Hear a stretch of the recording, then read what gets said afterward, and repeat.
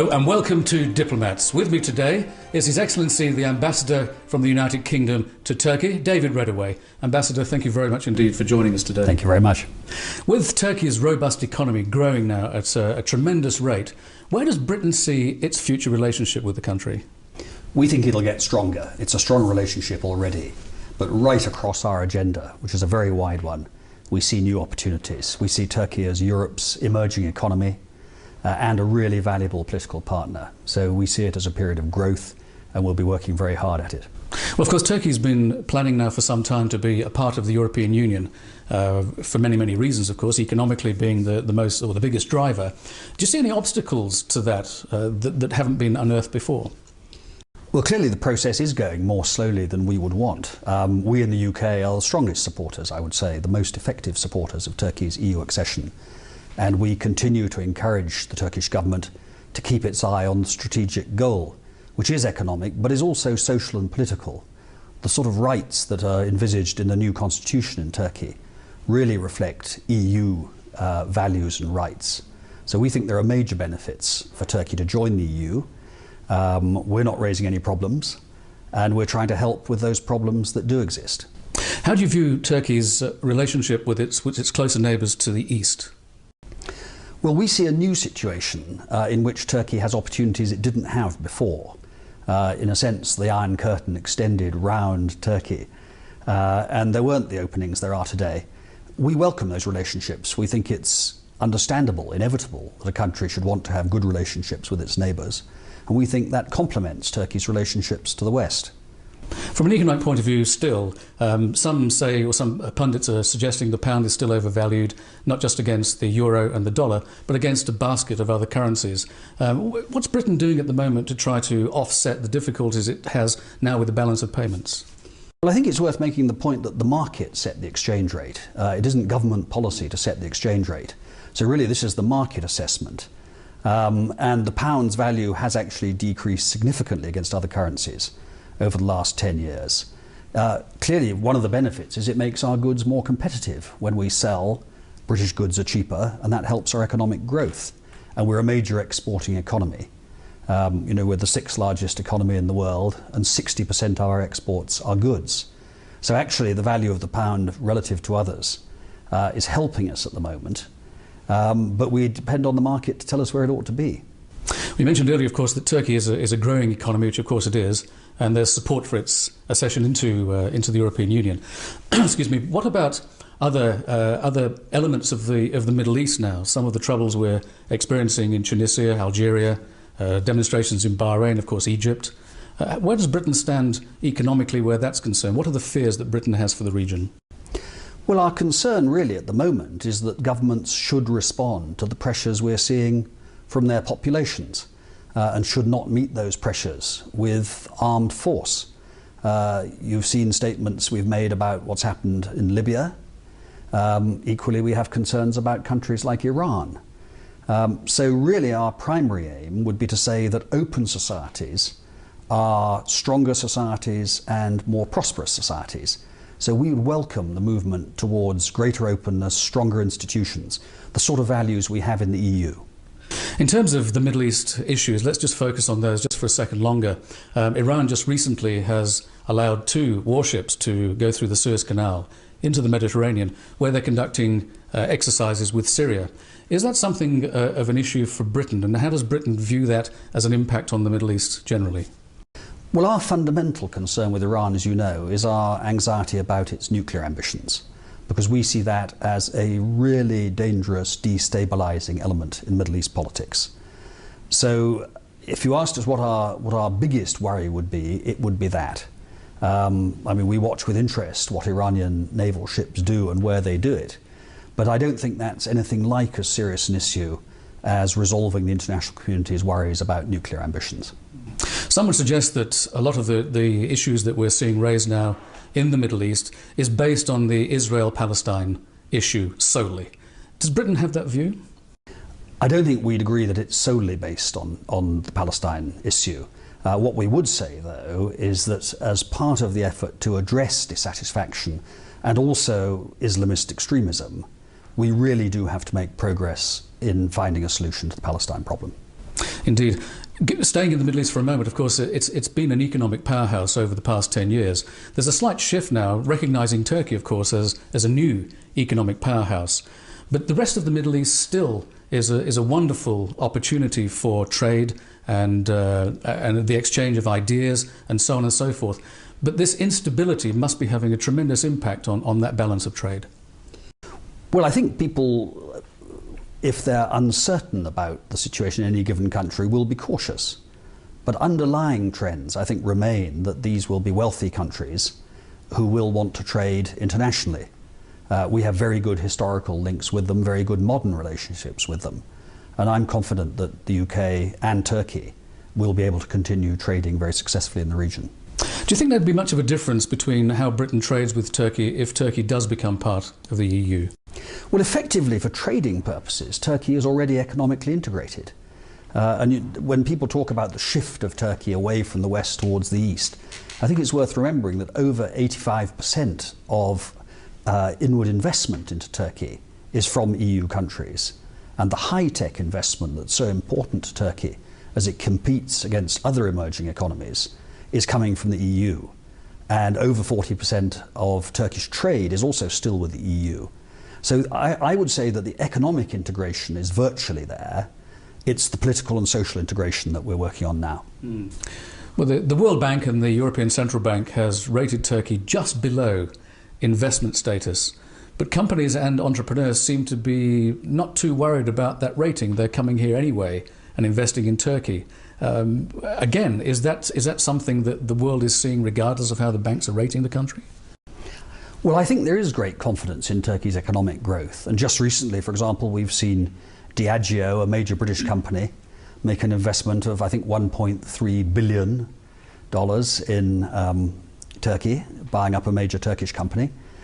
We've also seen Boots, one of our major pharmaceutical retailers, buying a bigger share in a Turkish chain here. So certainly British companies are very confident about the future for Turkey. I can imagine the banks would normally play safest because they're playing with other people's money. But the companies who are committing to Turkey do not seem to have reservations. So we see the trend as upwards. In terms of looking for government support from Turkey for inward investment, do you feel that the government is doing sufficient to be able to create an environment of security, if you will, for companies to come and invest? Well, I think the evidence speaks for itself that so many companies are coming here. And you see France, for example, about to produce all its electric cars in a Renault factory in Bursa, and other major international investments. There are always issues about market access and fair conditions for foreign companies, taxes, customs rates. And we have a very regular dialogue with the Turkish authorities on issues like that. But I would say the overall atmosphere is very positive and business is coming here. One of the questions that raises its head from time to time is the allowability for people to come from European countries, and Britain in particular, regarding the visa issues. And I know that some of those visa issues have been relaxed a little bit more recently, but do you think that anything more can be done to relax them even further, to encourage more inward investment? This is visa issues of people coming into Turkey?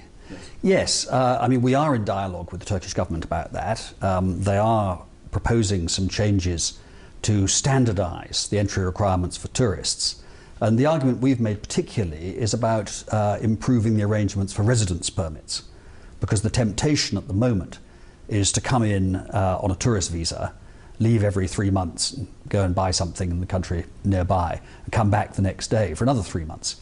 And our view is that if you are a resident committed to living in a foreign country, you ought to have proper immigration status. So we understand what the Turkish government wants to do with this. The point we've made is if you can make the system simpler and cheaper, more people will want to take it up, not least because these foreigners who are bringing in their investment and their savings have choices. And if they go to France or Italy or Spain, they don't have to have a visa like this. So Turkey, to attract people, has to minimise the difference with countries that don't have a visa requirement. So that's a discussion that's going on, and the Turkish government is clearly well aware that it's operating in a competitive environment. Even though Turkey is not part of the EU, does Britain have a policy, or what is Britain's policy for Turkish people who want to go and invest or take up an occupation in Britain? Well, we do have a visa regime, The aim is to promote high-value legitimate visitors and prevent people who are effectively illegal immigrants who are saying they're coming for one thing but in fact are coming for something else. But we issue over 80,000 visas a year. The last figure we had was for 2009 as a complete year, and that was just over 80,000. For 2010, there's a 17% increase on that. And we refuse less than 10% of those who apply. So we have a pretty good service, and we're very keen to see Turkish visitors, Turkish investors, Turkish students coming to the UK. Let's take a look at some cultural issues now. They're not really issues because culture is culture. And Britain and Turkey have had a long history, and certainly in recent history, of some great exchanges. What more do you foresee for the near future that could enhance a cultural understanding between the two nations? Well, we have the British Council working very hard to promote cultural exchanges, people-to-people exchanges. I think probably our major area of exchange is actually in music, because British popular music comes across internationally very strongly and is well received in Turkey. Areas like fashion as well, very strong, with a lot of British designers having their goods made in Turkey. I think also on areas like students, we could do more, and we want to, and we're encouraging British universities to look at greater partnerships here. But also simply tourism. We have over 2.8 million British tourists a year coming to Turkey, and the trend is upwards, and so that will inevitably increase contacts, and English language is a huge help in this. Well, in Turkey, generally speaking, most businesses, it seems, don't have a very high proportion of English speakers at the senior level. Is that something that Britain could help with in an educational sense? We're very keen to, and we are looking at what more we can do with that. I mean, there's a strong private sector that teaches English, but we do see an opportunity for promoting English as an international language, and we're keen to increase links there as well. Let's take a look at education as a whole. Are there any incentives or any opportunities for Turkish people who want a higher education to go to Britain to achieve that? Well, I think the biggest incentive is that we have the world's top-rated university, Cambridge University, and we have 4 of the top 10 universities in the world, and the top 4 universities in Europe. So if you want higher education, that's the place to go, frankly. So we're very keen to see people come. We are facing, as you know, in the UK, a requirement to reduce our budget deficit. So we are having to charge for the services we offer. But we faced a choice in education, in higher education, of cutting places or charging a more realistic market rate, and we're doing the latter. And I'm glad to say the number of student applications continues to rise despite that. We're very keen to see Turkish students there. We have a number of scholarships for which there's very high quality competition. But we're very keen that Turkish students should keep coming to the UK in the way they have been recently. Well, staying on the subject of education, of course there were riots in Britain not that long ago because the tuition fees had to rise because of the budget deficit. Some might criticise Britain for that, suggesting that Britain's erstwhile promotion of higher education and the right to an education really flouts the policies of the government. Well, I wouldn't accept that, you'd be surprised to hear. I think we faced a difficult choice. We are a rich country, but we had been spending more than we'd been earning, and we're having to pay back our overdraft, and we have to cut costs. We faced a choice with universities of reducing the number of places or increasing the charges. We've gone for the latter, but at the same time we've made arrangements whereby the least well-off students can take advantage of a £150 million a year fund to help them with their university education. And more people are going to the university in the UK now than they were 20 years ago. So I can understand why nobody would like to pay more. And I have 3 children, and I don't like paying more. But I do see what the requirement is. And as I say, we have top-class universities. And if we're going to have them remain top-class, they've got to pay for themselves. I should also say that in higher education, the government will still be putting in over £2 billion a year into higher educational institutions, which is twice what it puts into the Foreign Office. So the money is still going in. In terms of Turkey's wish and preparations to be part of the EU, Turkey sees itself now as quite a powerful country, able to deliver quite a lot, which would benefit the EU. That's exactly our view. We think it's actually a relationship that will benefit both the EU and Turkey. We think the EU will be defined by its attitude to Turkey. Is it going to be outward-looking, dynamic, welcoming, showing that it will accept a range of cultures, or is it going to be inward-looking and, frankly, decaying? So we're absolutely convinced the argument is there to include Turkey and that the EU will be stronger. We also think that Turkey will be stronger because the final market access barriers will come down and the code of civil and human rights and rule of law that is such a feature of the EU and is the real attraction of the EU will then be applied to Turkey. At the moment, the accession process, which is a long and tedious process, is continuing, and it's frustrating and it's going slowly. We want it to go faster. But at the end of it, a very different Turkey will decide whether it wants to be in the EU, and a very different EU will decide whether it wants Turkey as a member. So our message to people at the moment is keep your eye on the strategic goal. It's worth it, to paraphrase the fashion adverts. Don't be put off by the frustrations of the process. We in the UK were vetoed twice. We know what it's like. It's slow, it's frustrating, but look where we are now, and it's worth it. So keep going at it. And that's the message to our Turkish friends from us. You have a lot of friends in Europe who believe in you as part of the EU.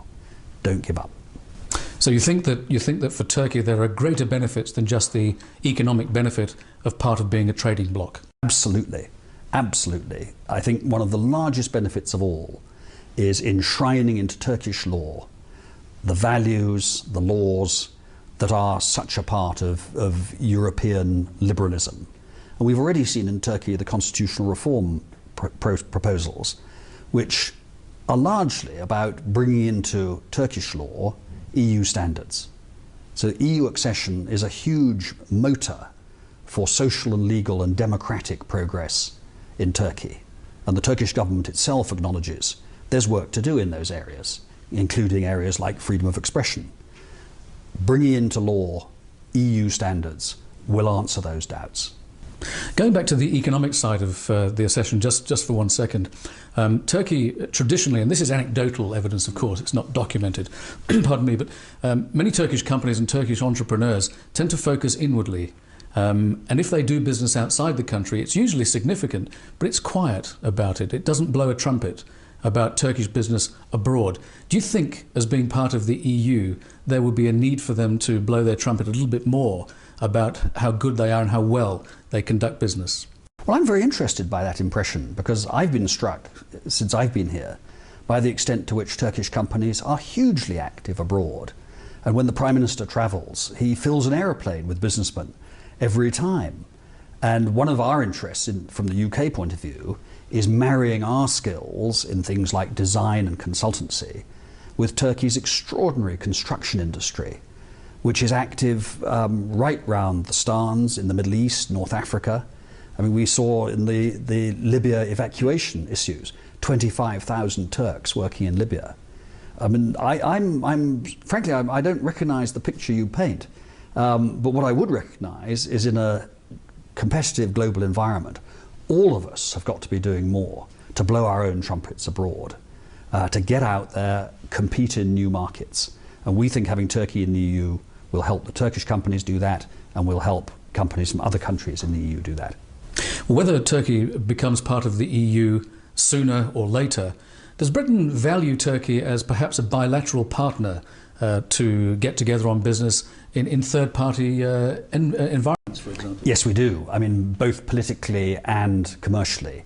And in particular, countries like Iraq, for example, we see real prospects for marriages of skills. So we're looking very hard at what we can do with Turkish companies there, also elsewhere in the Middle East and in the Stans, and through Africa, where Turkey is showing much greater interest now, and where we have very long historical experience. So we think there's plenty of scope for partnerships, yeah. Well, finally, I need to ask you the question, of course, being British, you probably enjoy a good cup of tea at the end of the day. How do you like Turkish tea? Well, I enjoy a cup of tea at the beginning of the day, in the middle of the day, and at the end of the day. I drink a lot of Turkish tea. Turks are very hospitable, and every office call I make, I get at least one cup of tea. I tend to ask for açık chai now, to reduce the sort of shakes in my hands by late afternoon. But I enjoy Turkish tea very much. I also hope to introduce more Turkish tea drinkers to British tea, because we think we're pretty good as well. Well, that must be an integral part of your job, clearly. It is. I do little else. David Redaway, thank you very much indeed. Thank you very much indeed. Thank you. That was the British Ambassador to Turkey. I'm Stephen Marney. This was Diplomats. Thank you very much indeed for watching. Bye for now. See you soon.